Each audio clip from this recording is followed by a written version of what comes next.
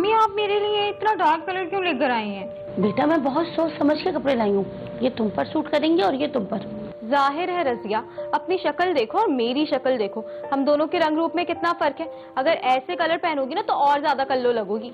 अच्छा बस अब तुम दोनों लड़ो नहीं। और रसिया तुम फ्रेश हो और रोटी बनाओ, खाना खाना है, बहुत भूख लग रही है। जल्दी जाओ, मुझे भी बहुत भूख लग रही है। तुम्हें पता फरा क्या कह रही थी? क्या कह रही थी तुम दोनों सगी बहनें नहीं लगती। मैं कहाँ, इतनी गोरी चिट्टी, ऊपर से तुम। बंदे की शक्ल सूरत अच्छी ना हो तो कम से कम पहनना ओढ़ना तो अच्छा रखे, लेकिन तुम्हें किसी बात की परवाह ही नहीं है।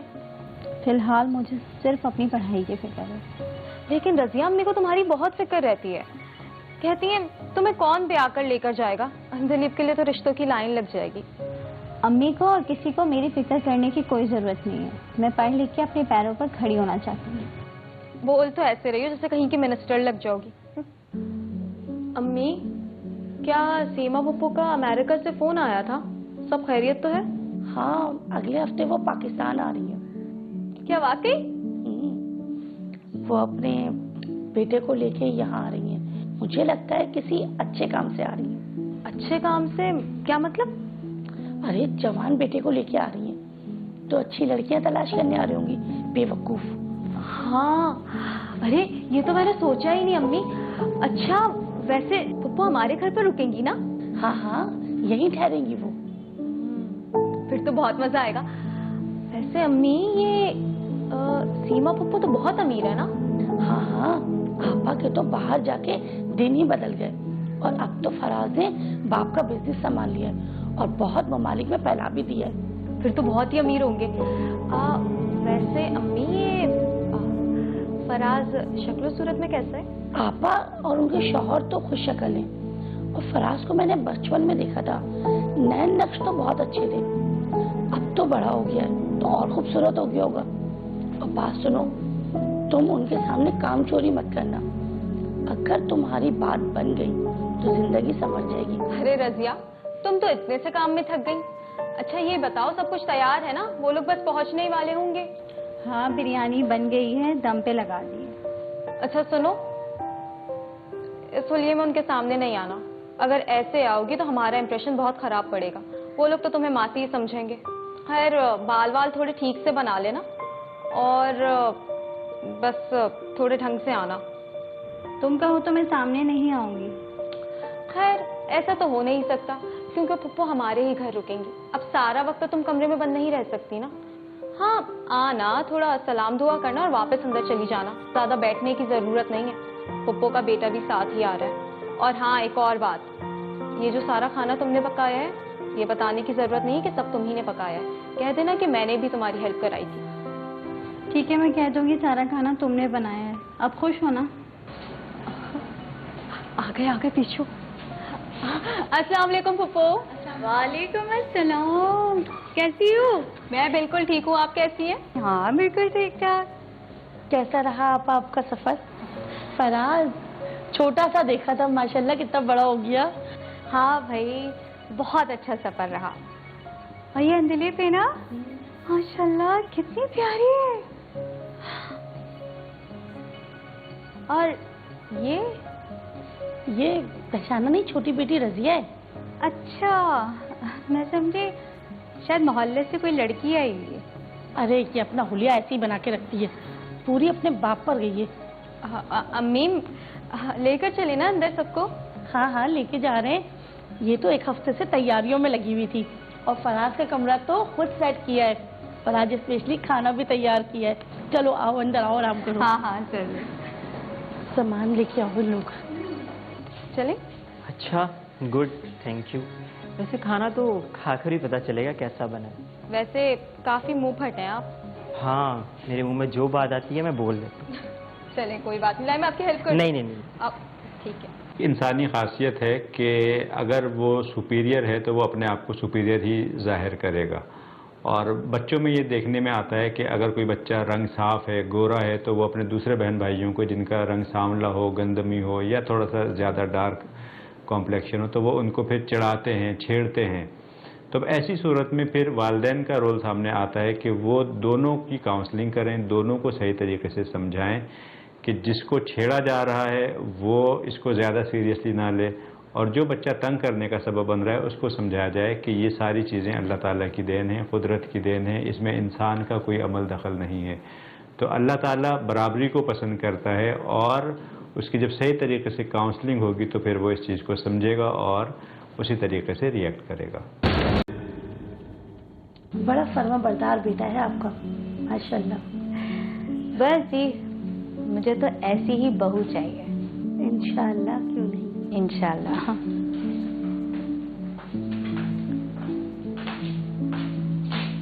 थैंक यू बेटा। मेरी एक बात समझ में नहीं आती, इसकी पैदाइश पे तुमने किसे देख लिया था? हमारे खानदान में तो ऐसी काली रंगत और नैन नक्श तो नहीं है। बस आपा, इसकी दफा में ख्वाहिश थी बेटे की। खैर, अच्छी शक्ल सूरत की बेटी ही मिल जाती। आजकल तो अच्छी शक्ल सूरत वाली भी बैठी हुई है, कोई भी आके नहीं लेके जाता। मुझे तो इसकी आमीन। यार तुमने मुझसे सारी किस्से कहानियां सुन ली, अब एक कप अच्छी सी कॉफी पिला दो। हाँ हाँ बिल्कुल, मैं अभी बनवाती हूँ। बनवाती? खुद बना लो। अच्छा, अगर मैं कॉफी बनाने जाऊंगी तो आपको कंपनी कौन देगा? रजिया से कहती हूँ, वो बना देगी। अच्छा एक बात तो बताओ, क्या रजिया को हमारा यहाँ आना अच्छा नहीं लगा? हम जब से आए हैं या तो वो किचन में ही होती है या रूम में। नहीं नहीं, ऐसी कोई बात नहीं है। वो बस उसका नेचर ही इसी तरह का है, ज्यादा बातें करना पसंद नहीं है उसे।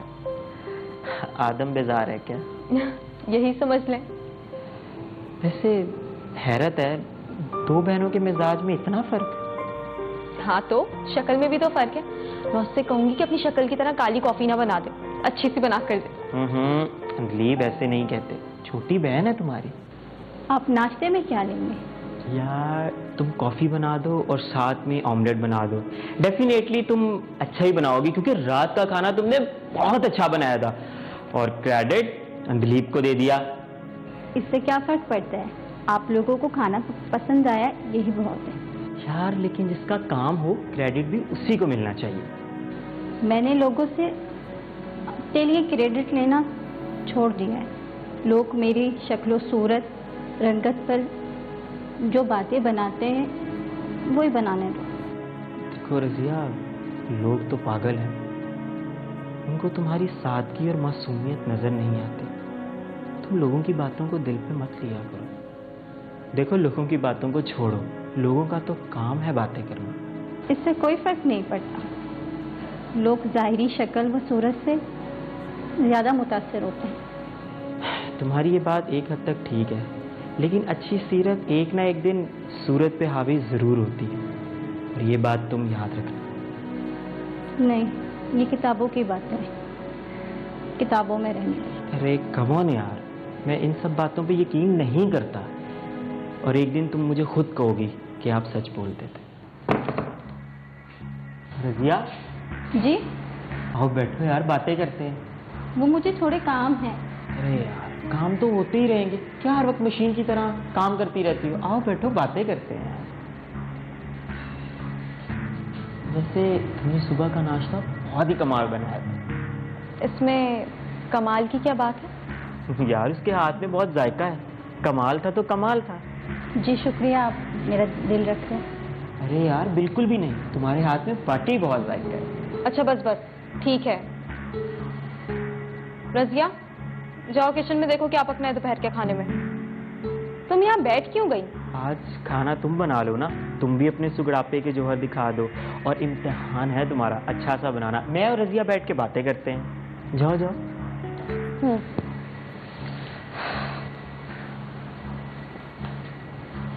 वैसे रजिया, तुम इतनी डरी सहमी क्यों रहती हो? क्या कमी है तुम्हें? जाहिरी हुस्न की। यार मैं इन सब चीज़ों पे यकीन नहीं करता। पर दुनिया तो इंसान को उसके शक्ल सूरत से परखती है। यार दुनिया की बातों को दिल पे लेना छोड़ दो, एक कान से सुनो और दूसरे कान से निकाल दो। तुम ज़हीन हो, सुगड़ हो, मासूम हो और साफ दिल की हो, तो दुनिया की बातों को क्यों दिल पे लेती हो यार? तुम्हें किसी चीज़ की कमी नहीं। किसी भी माशरे में जो एक्चुअल ब्यूटी है वो है कैरेक्टर। लेकिन अनफॉर्चुनेटली कैरेक्टर को नज़रअंदाज कर दिया जाता है और ज़ाहरी खूबसूरती और ज़ाहरी बनाव श्रृंगार पे ज़्यादा फोकस किया जाता है। लड़कियों में हुस्न को देखा जाता है और लड़कों में बॉडी को देखा जाता है। तो ये चीज़ें हमारे यहाँ एक गलत रुझान को जन्म देती हैं और उसके नतीजे में एक हमारे माशरे में, सोसाइटी में बिगाड़ पैदा होता है। इन सारी चीज़ों में हमारे मीडिया का भी बहुत ज़्यादा रोल है, हमारी पेरेंटिंग का भी बहुत ज़्यादा रोल है। अगर सब लोग अपना अपना रोल प्ले करें तो एक बेहतर सोसाइटी तश्कील पा सकती है।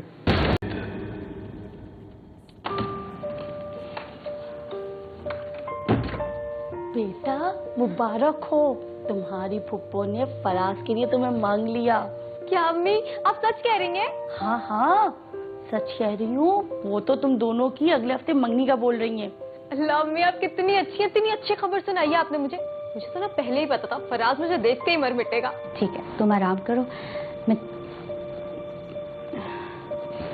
अम्मी, अम्मी, अम्मी, अम्मी, अम्मी क्या हुआ? अम्मी, अम्मी, अम्मी, अंदलीब, अंदलीब, अंदलीब, ममानी, रजिया, अम्मी होश करें, अंदलीब। फराज बेटा तुमने बिल्कुल ठीक किया, आपा को ठीक वक्त पे अस्पताल ले गए। अरे भाई मैं ठीक हूँ। शुक्र है अल्लाह का माइनर सा अटैक था, मेरी तो जान ही निकल गई थी। अम्मी अब आप सिर्फ आराम करेंगी, आराम। हाँ ठीक कह रहा है फराज, और काम करने की नहीं अंदलीब है ना आपके। हाँ जी जी पुप्पो, आपको किसी भी चीज़ की ज़रूरत हो आप मुझसे कह दीजिएगा, मैं कर दूंगी आपके काम। अभी आप आराम करें। अरे भाई मुझे तो अपने बेटे की मंगनी की तैयारियां करनी है। अम्मी होती रहेंगी मंगनी की तैयारियां, अभी आपने सिर्फ आराम करना है, आराम। क्यों, सही कह रहा हूँ ना मैं? हाँ बेटा बिल्कुल ठीक कह रहे हो, पहले आप ठीक हो जाओ, फिर धूमधाम से हम फराज की और अंदलीब की मंगनी करेंगे। और अंदलीब बेटा आज रात आप फुप्पो के पास सोना, किसी भी चीज़ की ज़रूरत पड़ सकती है। अम्मी लेकिन मुझे अपने बिस्तर के अलावा नींद नहीं आती। रजिया है ना, रजिया देख लेगी। हाँ हाँ अम्मी मैं यही हूँ। हाँ रजिया बेटा तुम एक काम करो, फुप्पो के लिए अच्छा सा सूप बना के लेके आओ और खाना भी लगवाओ, फराज को भूख लग रही होगी। जाओ जाओ। अभी सूप पी के फिर दवा लीजिएगा, फिर आराम करिएगा। जाओ बेटा तुम भी फ्रेश हो जाओ।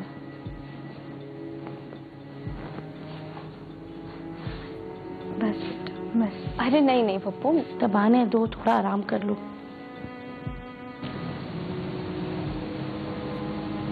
बस पेट भर गया,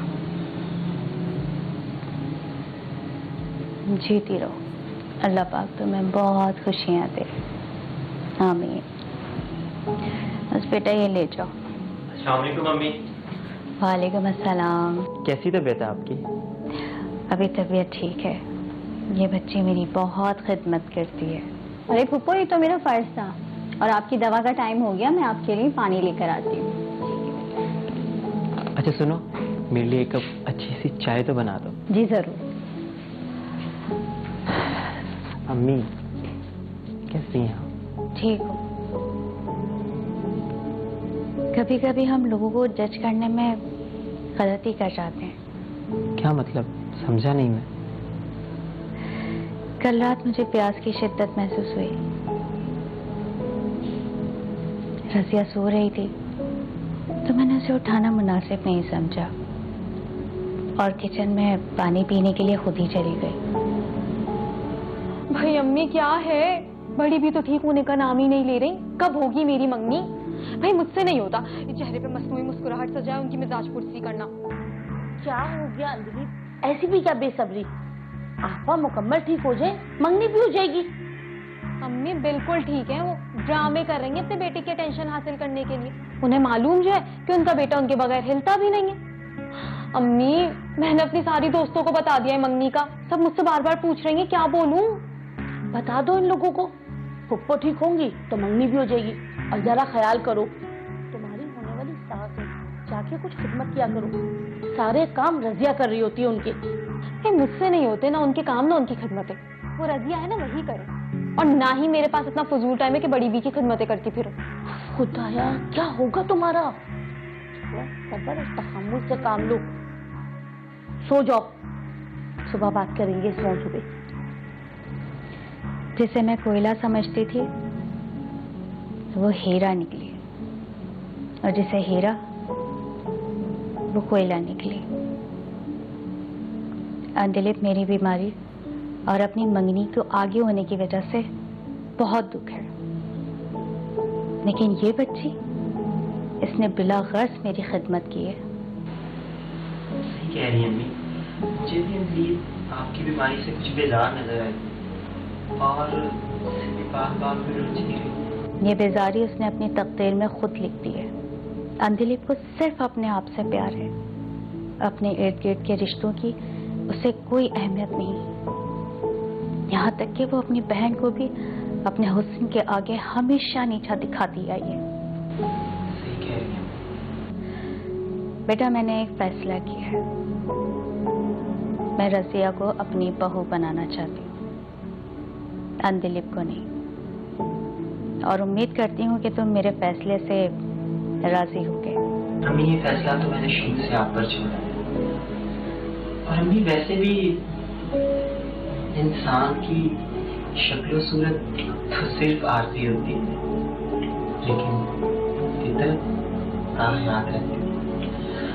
और मैंने रज़िया को अंदलीप से बहुत मुख्तलिफ पाया है। अंदलीप को दुनिया की चीजों की बहुत लालच है, चमक धमक, पैसा, लेकिन रज़िया बहुत मुख्तलिफ है।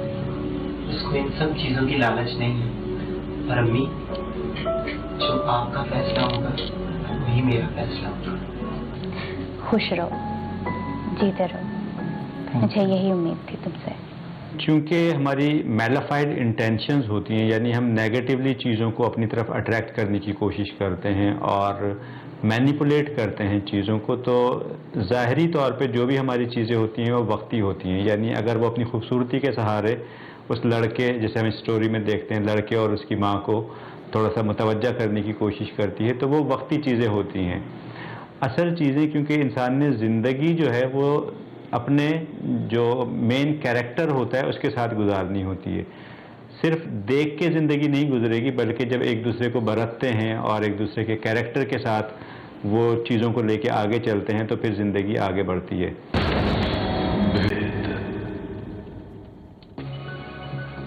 क्या हो रहा है? अरे आप कब आए?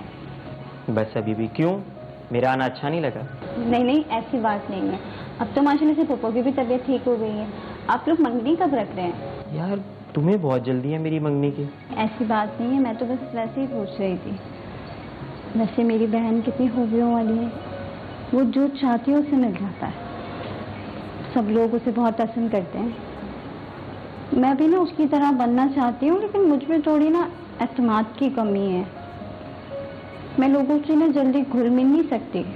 मैं थोड़ी सी भी बात करती हूँ ना, मेरे हाथ पैर ना फूलने शुरू हो जाते हैं। बस रहने दो, तुम जैसी हो बहुत अच्छी हो। अंदलीप जैसी बनने की कोई ज़रूरत नहीं। क्यों ज़रूरत नहीं है? मेरा ख्याल है हर इंसान को मुस्बत तब्दीली की अपने अंदर कोशिश करते रहना चाहिए। मुस्बत तब्दीली? तो मुझे ये समझ नहीं आ रहा, फिर तुमने अंदलीप का नाम क्यों लिया? वो इसलिए कि मेरी बहन बहुत खूबियों वाली है ना। अच्छा, ये बात तो मुझे आज पता चली। हो सकता है ये तुम्हारा वहम हो, क्योंकि मेरा यकीन करो, अंदलीप से ज़्यादा तुम में खूबियाँ हैं। मासूम, सादा दिल, नेक फितरत सी, जो सबकी बातें खामोशी से सुनकर उन पर अमल करती है, बड़ों का एहतराम करती है और उनके हर सुख दुख में उनके साथ होती है। इतनी तारीफें, खैरियत तो है? कोई काम है क्या मुझसे? बस तुम बिना। हाँ दे। मुझसे तो बात करने के लिए इसके पास टाइम नहीं है। यहाँ कैसे हंस हंस कर बातें कर रहा है। अभी खबर लेती हूँ इस रज़िया की। तो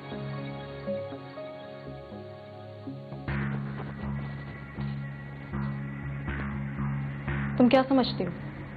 तुम इस तरह पप्पो के आगे पीछे घूमोगी तो वो क्या तुम्हारा रिश्ता फराज से कर देंगे? और फराज तुम्हारी शक्ल सूरत पे मर मिटेगा। बेवकूफ लड़की, इतने बड़े बड़े ख्वाब देखने से पहले एक बार आईना तो देख लेती। और वैसे भी ये जमाना सीरत का नहीं, सूरत का है। यहाँ खूबसूरत हाथ जल्द पीले हो जाते हैं और सीरत आंखों के पर्दे के पीछे बैठी रोती रहती है, समझी? मैंने ऐसा क्या कर दिया? तुम मुझे अंधा समझते हो? मिस्कीन बनकर तुम पुप्पो और फराज से हमदर्दियां बटोर रही हो और पूछ रही हो मैंने क्या कर दिया। याद रखना, फराज सिर्फ मेरा है, मेरा और हमेशा मेरा ही रहेगा। और पुप्पो, वो तो वैसे भी तुम्हें सिर्फ अपने कामों के लिए याद रखती है। वो तो कभी तसव्वुर भी ना करे तुम जैसी शक्लो सूरत वाली लड़की को अपनी बहू बनाने का। तुम्हें जब ये सब मालूम है तो तुम इतना इनसिक्योर क्यों फील कर रही हो? मैं और तुमसे इनसिक्योर होंगी? तुम में ऐसा है ही क्या कि मैं तुमसे इनसिक्योर हूं? मैं तुमसे सिर्फ इतना कह रही हूं कि फराज से दूर रहो। मैं उनके पास नहीं जाती, वो खुद आते हैं मेरे पास बात करने। अगर अब आए तो मना कर देना।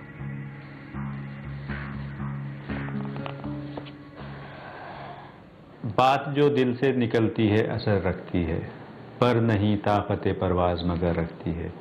क्योंकि वो लड़की दिल से काम कर रही थी और उसकी कोई ऐसी इंटेंशन भी नहीं थी कि वो उन लोगों को अपनी तरफ अट्रैक्ट करना चाह रही थी। तो नेचुरली जब वो एक नेचुरल प्रोसेस से गुजरी वो सारी चीज़ें, तो वो लोग उस तरफ मुतवज्जा हुए और उन्होंने उसको प्रपोज किया और उसने एक्सेप्ट कर लिया, जो कि एक नेचुरल सी चीज़ है। और एक्सेप्ट किया वो बिल्कुल सही है। अब ऑन द अदर हैंड दूसरी बहन अगर जेलस होती है या वो नेगेटिव चीज़ें सोचती है, तो बेसिकली वो सारी बातें उसकी अपनी सोच की अक्कासी हैं, क्योंकि वो खुद नेगेटिव सोच रही थी। तो इंसान जैसा सोचता है दूसरों की अच्छी इंटेंशन को भी फिर वैसा ही वो गलत नज़र से देखता है। और मैंने ज़रा भी देर नहीं लगाई दरवाज़ा खोलने में मोहब्बत के, और आगे बढ़कर इन जुगनुओं को थाम लिया है जो जुगनू मोहब्बत के हैं। बहुत अनमोल हैं, बहुत प्यारे हैं और हर किसी के नसीब में भी नहीं होते। हमें ये देखने की ज़रूरत है कि अगर घर में कोई थोड़ा सा भी तवाज़ुन ख़राब होता है किसी भी लेवल पे, जैसे अगर बहन भाई आपस में एक दूसरे को टॉन्ट करते हैं या अपने किसी सुपीरियर होने की वजह से उनको दूसरी तौर पे जो है वो उनको टॉन्ट करते हैं और कमेंट्स ऐसे करते हैं कि जिससे उनकी दिल आज़ारी हो, तो ये पेरेंट्स को समझना चाहिए। माँ बाप का बहुत इम्पॉर्टेंट रोल होता है एक बैलेंस औलाद की परवरिश में। अब जब जब ऐसा होगा कि माँ बाप अपना रोल प्ले नहीं करेंगे तो उस घर में तवाज़ुन ख़राब होगा, उस घर में बच्चों की जो तरबियत है उस पर असर पड़ेगा और उसके नतीजे में फिर बहुत सारे मसाइल जन्म लेते हैं, जैसा कि हमने इस स्टोरी में भी देखा।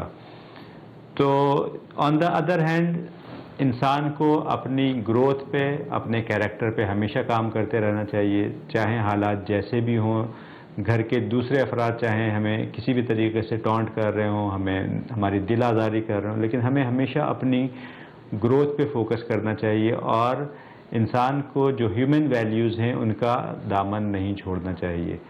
जब जब हम इन चीज़ों को फोकस करेंगे, प्रायोरिटीज़ में रखेंगे, तो फिर हम अच्छे तरीके से लोगों के साथ भी बर्ताव रख सकेंगे और उसका पॉजिटिव इम्पैक्ट होगा। क्योंकि असल जीत आपके कैरेक्टर की होती है, असल जीत सच्चाई की होती है। हमें नोबल इंटेंशन के साथ ज़िंदगी में आगे बढ़ना चाहिए और रिज़ल्ट फिर इंशाअल्लाह अल्लाह ताला पॉजिटिव देगा।